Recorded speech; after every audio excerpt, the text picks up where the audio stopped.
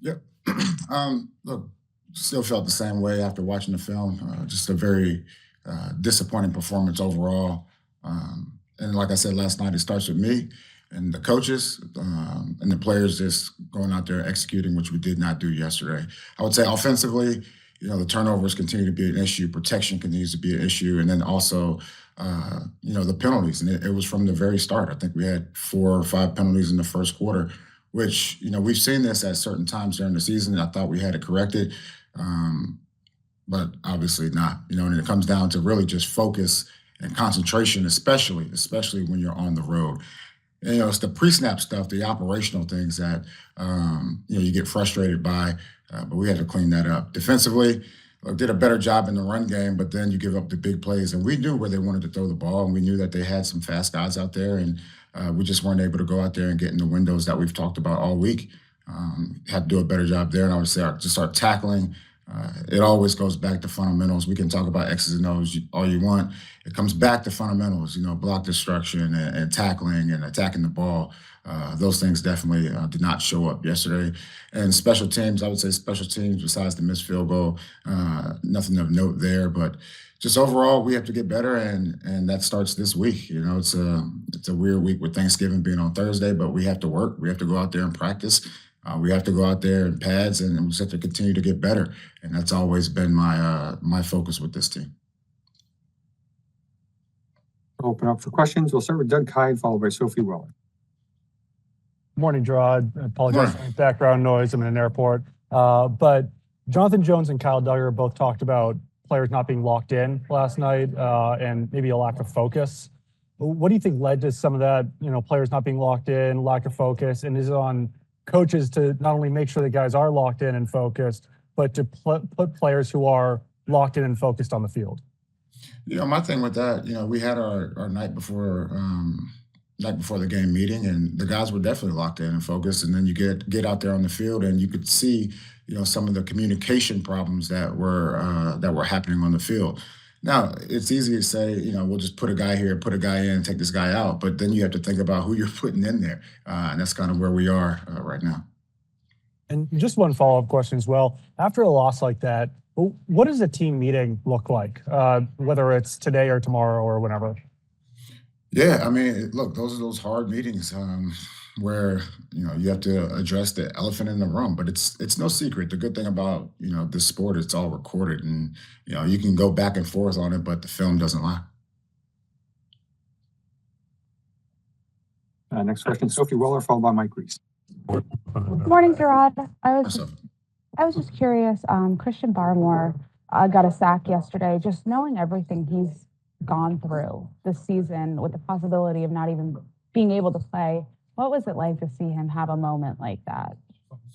In the moment, I was really just focused on the game, looking back at it and looking at it on film. So happy for him to get back out there on the field. Is what he truly loves to do. What did you kind of see from him throughout the process of getting better? Because he mentioned he was told he would not play this season, and 3 months later he was back out there. So just what did you see in his recovery process that kind of allowed him to get out on the field this year? Yeah, it's a credit to our medical staff, and I would also say, I think he would rather be pleasantly surprised by coming back early than severely disappointed when, you try to say, all right, you'll be back in a couple of months. But look, he did everything he needed to do, checked every box, and it's good to have him out there. Thank you. Thanks, so. Mike Reese, followed by Chris Ryan. Morning, Jerod. On the plays given up on defense, some of the touchdowns and the bigger plays where communication seemed to be lacking a little bit. It seemed like you guys had made improvements in that area from the start of the year to this game. So how shocking was it, or to what do you is that just human nature that you're going to have a bad day sometimes? I mean, how shocking was that to see based on what it had been coming into the game? Yeah, it was very disappointing, especially when you play an offense that is very similar to the offenses we played earlier. And then, once you get into the red area, communication has to be on point. Look, the field's getting shorter, there's less space, there's more movement, and it was definitely disappointing. And I heard you mention maybe pads this week. You only get so many padded practices. That last week didn't have them in pads. In retrospect, how much do you look at that as to the contributing to some of the tackling issues that we saw yesterday?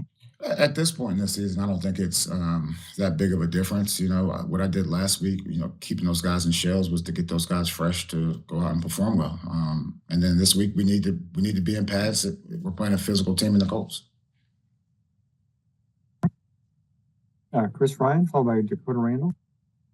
Hey, Jerod, hope all is well with you. Big theme, obviously, for you throughout the course of the year has been continuing to, get better as a group. And I'm curious, do you feel the team has gotten considerably better throughout the course of the season? And did you take a step backwards, perhaps, with that Miami game overall? Yeah, I think the team has definitely gotten better. You take the Miami game out and look at the last four, like we've done a lot of good things. Now, we know that the NFL is, can come down to one play. What I tell the guys all the time is most of the time people think, getting better and success is just like this, but really it's an up and down type of thing. And, you just have to continue to just chip at the rock. And, we have a lot of young players in there that are developing and, hopefully we'll be good going forward. What's your biggest theme over the last 5 games here, so that you get a handle on what worked and what didn't work this year in terms of you, the coaching staff, but also, the personnel and making those key decisions as to who's going to be a part of things in 2025? Yeah, it's definitely huge. I'm not really looking out the front windshield that far yet. What I will say is, we're all being evaluated. Coaches, players, we're all being evaluated, and these next few weeks are definitely important. My message to the players is, look, let's pour everything we have into this over the next couple of months and go out there and play good ball. Thank you. Thanks, Chris. Dakota Randall, followed by Yufi Chin. Morning, Jerod. Morning. There are a lot of players on the roster who don't know what it's like to win with the Patriots. Are you finding it difficult to keep the standard high and make this team believe in itself when there's been so much losing last few seasons? The standard is the standard. And, I would say, going back to, we always talk about changing the page. We have to continue to chip at the rock and continue to work on our fundamentals and give ourselves an opportunity to win.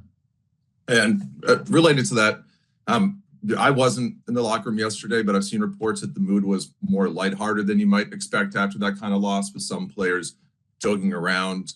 Do you have any problem with that? And do you at all question whether some of the players are taking all of this seriously enough?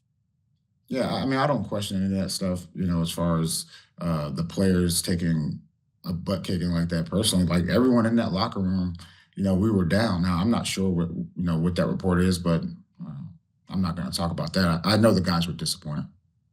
Thank you. Yufi Chin, followed by Doug Kyed. Morning, Coach. Last week you mentioned it was going to be a speed matchup, but given how fast those receivers were and how free the releases were during the game, do you wish that you could have been a little bit more aggressive pricing them on the scrimmage, on the line of scrimmage right after the ball snapped? Yeah, look, I think we did it at times. I would say it depended on the call. We did understand the space they were trying to attack, and we just didn't do a good job defending that space. I'll just do single questions here. We'll try to take 3 final questions. Doug Kyed, Mike Giardi, and Kieran Gurigian. Go ahead, Doug. Jerod, we saw Demontre Jacobs get benched for City Sau late in the game. Could you see personnel changes or lineup changes on offense or defense after a performance like yesterday's moving forward? Yes. Next question, Mike Giardi. Morning, Jerod. All right. Has reestablishing a winning culture been more difficult than even you expected? I never thought that we would be able to reestablish a culture, in year one. It's a process. It's hard to change a culture, and we're trying to put those pieces together. I think it would be a disservice, to get to the end of the year and not know exactly what we have from a player or coaching perspective, and that has to be our focus. Thank you. Thanks, Mike. We'll do the last question, Kieran Gurigian. Morning, Jerod. Hey, Karen. Earlier, you talked about addressing the quote-unquote elephant in the room. In your mind, what exactly is the elephant in the room? That we need to be focused, and we can't win games with that many penalties. Thank you. Thanks, Aaron. Thank you, Coach. Thanks, everyone.